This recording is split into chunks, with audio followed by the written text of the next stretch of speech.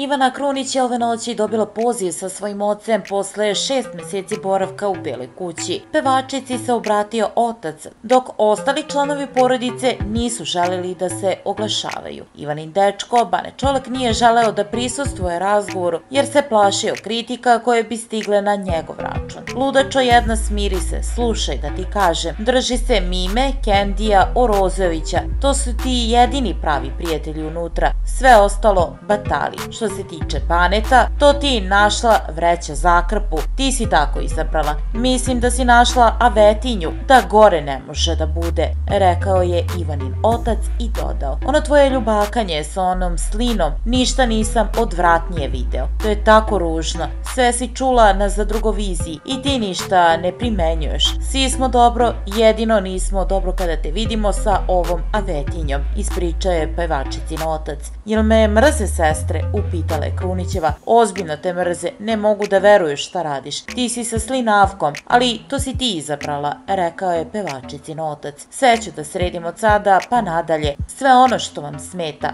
dala je obećanje Krunićeva.